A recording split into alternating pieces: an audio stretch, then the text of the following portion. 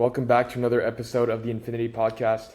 Today I'm joined by Owen Barrett, a clean tech entrepreneur, investor, and founder of Shine. With over 2 decades of experience in sustainability and real estate, Owen has dedicated his career to aligning financial performance with environmental impact. After starting in finance and managing over 60 million in clean energy projects, Owen went on to launch and exit his first venture focused on renewable energy for schools. He later founded Shine to solve a major gap in the multifamily sector, bringing solar benefits directly to tenant meters. Today, Shine's platform is transforming how property owners boost NOI while decarbonizing their portfolios, scaling across the country with a recently closed $5 million seed round. Thank you, Owen, for joining me on the podcast. I appreciate it.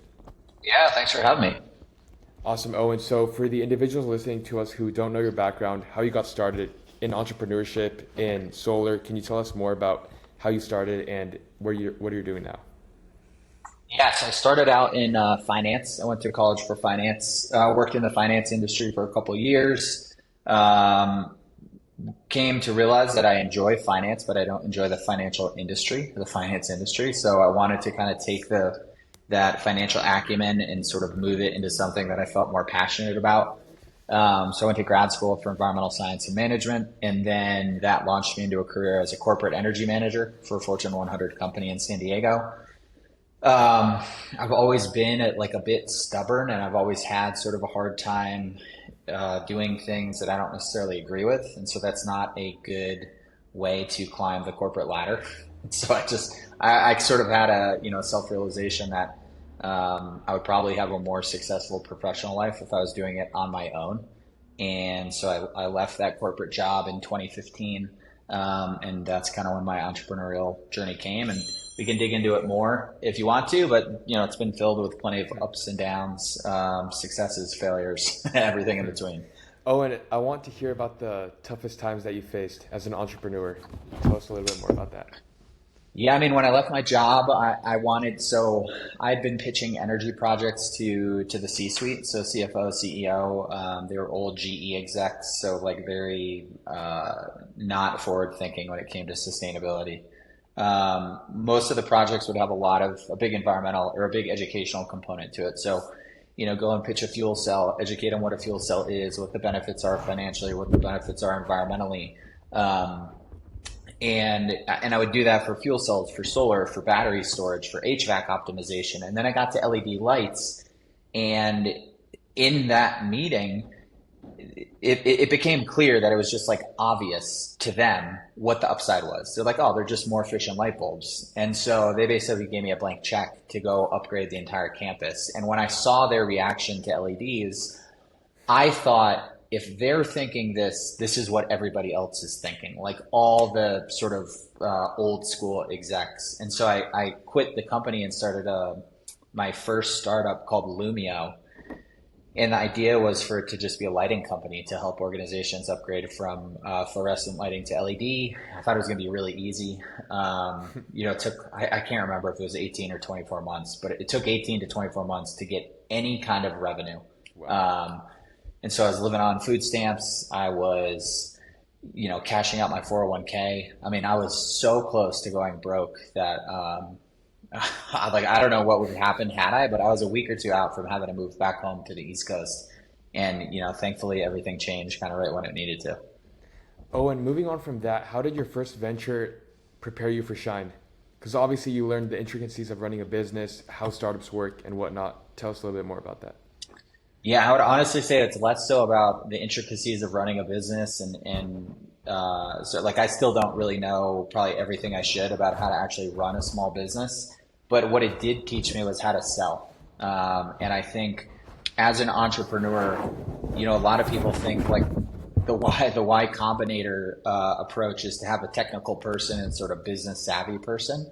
I would kind of advocate that it's more important to have someone that knows how to sell. Like if you can't get your product out the door, if you can't get customers to buy it, it doesn't matter how cool it is or what it does. And so my first couple companies really taught me how to sell, how to deal with rejection. And I think that's what's made Shine so successful right now, is just that ability to sell to a wide variety of customers, and just the fact that I'm okay hearing no a million times before we get to a yes. Yeah. Tell us more about Shine and what it does, what problem it's solving in today's market. So the problem is sort of twofold. There's an environmental problem and there's a financial problem. And the environmental problem is that solar companies have been pitching multifamily owners that they should install solar on their common area meters. And the reality is common area meters for multifamily are only responsible for about 5 to 10% of total electric consumption at a property. So installing solar on a common area meter is more similar to greenwashing, I would say, than actual decarbonization. And then on the financial perspective, it's similar. You may have a $50 million apartment building with say a $50,000 common area electric spend. And to eliminate that common area electric spend, maybe a $250,000 solar system. So you're trying to pitch an asset manager of a $50 million property to focus on a $250,000 solar project that's going to increase NOI $30,000. It's just not worth their time. They don't have the interest in doing it. And so what we do is we install solar on the tenant meters, and that solves the problem of greenwashing. So now we're decarbonizing the 95%, not the 90 or not the 5%. And our projects are not $250,000 or $2.5 million. They don't deliver $30,000 in NOI. They deliver, 1.3 million. And so we've had a lot easier time having high-level conversations with asset managers and executives at real estate companies because our projects are accretive to the project level returns. And so we can get the attention of the people that we need to in order to try and convince them to install solar. Talk to us more about the scalability behind Shine. I know that you said this approach that you're doing is different, and talking to these asset managers, they obviously see the benefits to it, but how have you been able to approach scalability nationwide? Yeah, I think we take like a sunrun approach. The solar installation market is fairly mature in the residential space. And so we tap into those resi installers to do our labor. We do for the most part, and then we do the design, the engineering, the permitting in-house. So we can control quality from sort of a corporate perspective in terms of the materials that we're specifying and the installers that we're choosing. But because there is such a robust residential installation kind of network nationwide, we have the ability to install anywhere in the country with a pretty small team. Owen, for this $5 million seed round that you just closed, what was the hardest moment during that time? The 99 no's I heard before I got to a yes. And honestly, the yes, I had to circle back. So I actually heard no probably 100 times. And then I circled back to one of the no's, and the no became a yes. And you hear, like, I had never pitched venture capital before. Everyone kind of puts them on a pedestal. They're not as smart as they think. They don't really understand the industries that they're going after. And so it was intimidating to start. And then over time, you kind of start to understand that, like, the entrepreneur knows the problem more so than the investor. And so it turned into this just trying to find the right one, like the one that understood real estate enough and understood solar enough that they could see the opportunity. So many venture capital firms just want to install or invest in software, and software is just not going to solve climate change. And it's like, until everyone has that realization, we're just going to keep funding more clean tech software companies and keep realizing that they don't put a dent in emissions. So what advice would you give to someone who's out there pitching their idea, their startup? I mean, it's twofold. A lot of people pitch bad ideas. Like you gotta figure out somehow that you have a good idea, right? I think you need to have, before you pitch, I would suggest that you have some sort of customer validation. You have some kind of traction, because I think it's easier. And I think if you have some kind of customer validation, then at least one group is willing to pay for your product or service. So I think validating that your idea is good is, that's priority number one. And that's hard, because a lot of times as entrepreneurs, we get the blinders on. We think we're doing something awesome. We think our product or service is incredible, and maybe it's not. And then number two is, like, don't get down when you hear no's. Don't be told that you don't have a good idea or you can't execute or you don't understand the space enough. Like, don't fall into that trap of thinking that VCs know more than you, because most times they don't. Um, and so I think it's figuring out that you have a good idea, and then not getting beaten down by all the no's that you're going to hear, because you are probably going to hear a lot of Yeah, no's. 1,000 no's. Um, so you would say that when you did sales, that obviously helped you because obviously in sales there's a lot of rejection, and then it compounded back here to when you were pitching to these VCs. Yeah, I mean, I think you got to have thick skin. Like, rejection is not a bad thing. It doesn't mean that you don't have a good idea or you don't have a good product or a good service. It just means not now. So I think, from a generational perspective, kids have a harder time with rejection these days, and that's due to a lot of different things. But I think if you want to make it in entrepreneurship, get a sales job, because the more comfortable you can get with rejection earlier on, the more successful you'll be in life, professionally and otherwise. That's a great advice, Owen. And looking forward within the next 5 to 10 years, where do you see Shine moving? Hopefully exiting. Yeah. I mean, we'll see, right? We're on a crazy trajectory right now. We're 2024 we did, I think, 500,000 in sales. This year we're going to do about 6 million. Next year we have Wow. is somewhere between like 10 and 30 on the books. Um, so I don't know. We've got some decisions to make in terms of like what the outlook, what the forecast and outlook of Shine look like. But I mean, we know we have a winner. Like, we know we have a path to decarbonize multifamily. So we want to grow it as fast as we can, as responsibly as we can. But we also would have. It'd be nice to have some kind of liquidity event 5 to 10 years Right. from now. So that's what Definitely. we're shooting for. How do you see artificial intelligence playing into your company and your business right now? How are you utilizing it? Man, I think AI is kind of like greenwashing to a certain extent. A lot of people like to drop AI, and it's like it's not really AI what people are doing. We are trying to get some like sales development tools, some lead generation that is somewhere between AI and like uh, well, I'll just call it AI. I don't know if it actually meets the definition, but like for us, we deal with a lot of customers that have large portfolios.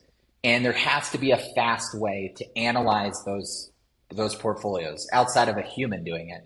And so there's a couple like AI tools in air quotes that say that they do it right now. They don't really do a very good job because they're more software companies than solar companies, so they don't quite understand solar. So we're developing a tool. We hope to launch it in 2 weeks. It'll be on our website, um, where an owner of 100 properties can like upload an Excel list, and it'll kick out a prioritized list of here's the sites that you should go after from Solar First from like a financial returns. Is that AI? Maybe.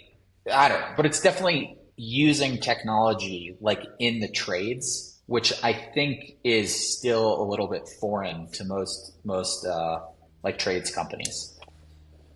Owen, do you ever see Shine expanding internationally? No. No.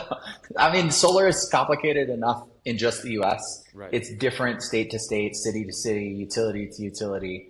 Um, I think there's a reason why the only solar companies you really see expanding internationally are manufacturers. You Mm. don't see a lot of service providers, and it's just because the regulations are so vastly different that it's like hard enough doing it at a nationwide scale. Thinking about doing it internationally is like next level challenging, and we don't need to. Our opportunity here in the US It's in huge. just multifamily is so enormous that it's like, why think about scaling internationally when we have such a huge problem to address here? Owen, the problem that you're addressing, it's very niche within specifically multifamily and real estate. How are you able to find that niche and that category to obviously own it and then become successful? How is one able to do that in entrepreneurship? I mean, for me, it was mostly luck. Um, I think there's a lot of luck. I think there's a lot of luck if you peel back the layers of success, I think luck Yeah, eventually starts to shine through. But I've heard that. I sold one of my companies, Lumio, and I had a little exit, and I started investing personally as a limited partner into multifamily syndications. And it just so happened that the first deal I invested in was I think it was like a 220 unit master meter deal in Texas. So the owner paid utilities, the owner paid electric was like $140,000 a year. And I asked the general partner, what are you guys doing to eliminate that electric spend? And he said nothing. And I was like, man, that's fascinating, because it's like, you put a cap rate on $140,000 and it's like millions of dollars in value. And so I was like, that's interesting. So then I talked to, I don't know, probably 30 to 50 other general partners, sort of owners, operators. And I was like, what are you guys doing with energy? Like, how do you approach it?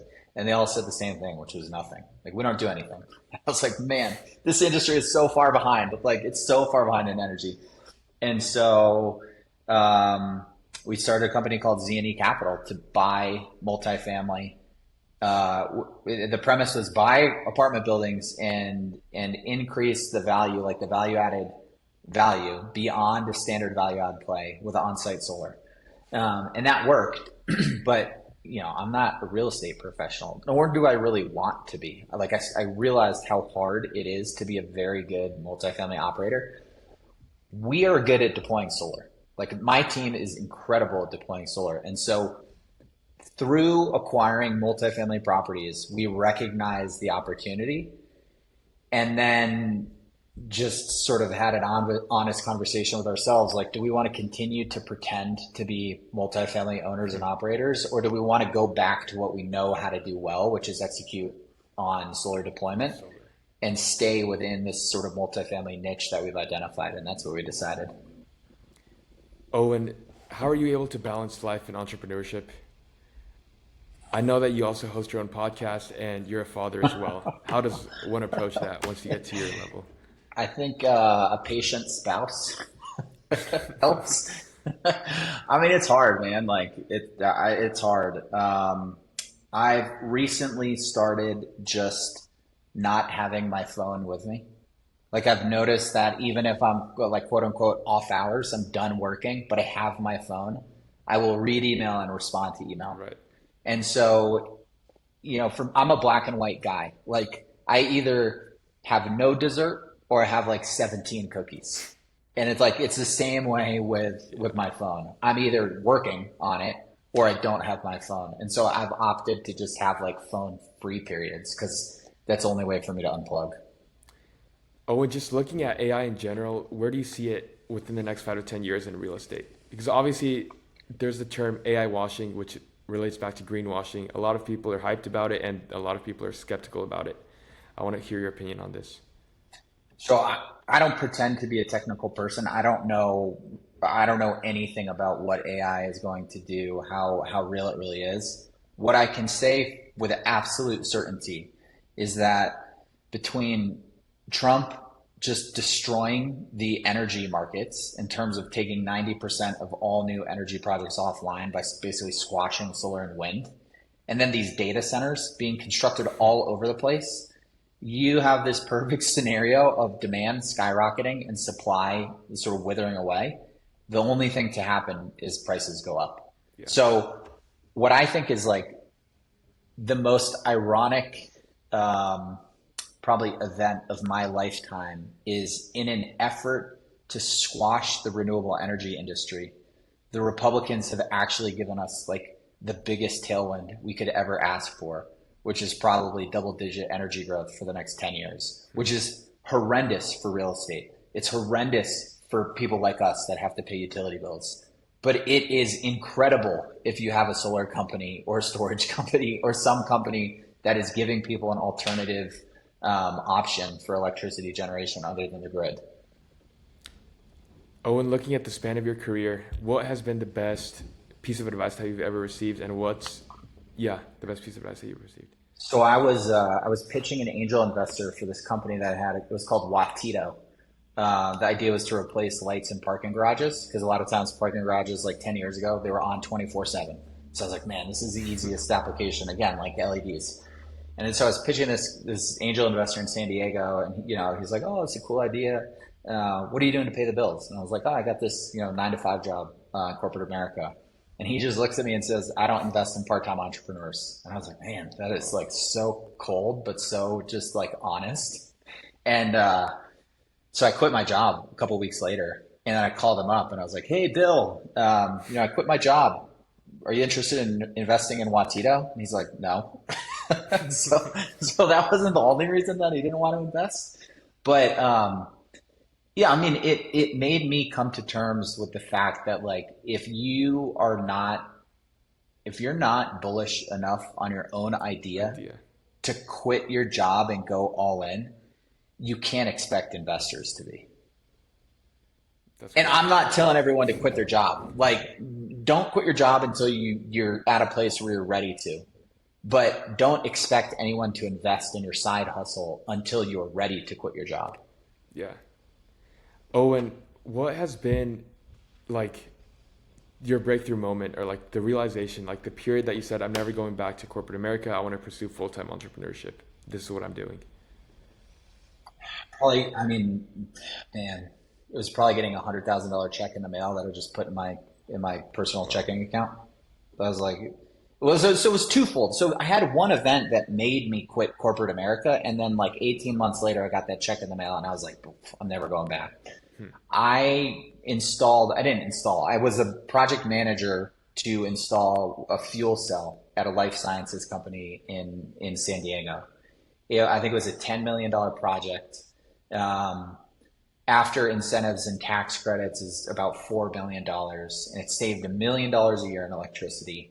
And it was emergency backup, which is super important for life sciences because you have so much inventory and cold storage. So if you have a power outage, all of your inventory just goes away. Because a lot of people are like, well, what about diesel generators? So what people don't know about diesel generators is in like a true power outage, all the diesel goes to hospitals. It does not go to a life sciences company. So even if you have diesel generator backup, that's going to last as long as your diesel supply, and then you have no power. So this project was like an absolute home run. And once the project was online, I got a thank you card from my boss, my boss's boss, who is the VP of sustainability, and then her boss's boss, who is the chief operating officer, and the CEO. And it was a thank you card, and it said, Owen, thank you for all your hard work. This project is incredible. Here's a $25 gift certificate to Starbucks. And I was like, are you kidding me? Like, that's crazy. I would have rather had no gift, just a thank you card. But they like attached a monetary value to my hard work, and that value is $25. And I was like, this is not like, I can go deliver this value and get more of it myself. And so it was sort of that insulting moment coupled with 18 months later, I got a six-figure check in the mail, and I was like, I'm never going back. Owen, if you had to give one piece of advice to your 18-year-old self, like what would it be? Get a sales job, 100%. Like get a sales job and join Toastmasters. You know Toastmasters? I've heard that before. Yes, sir. Toastmasters is like a game changer.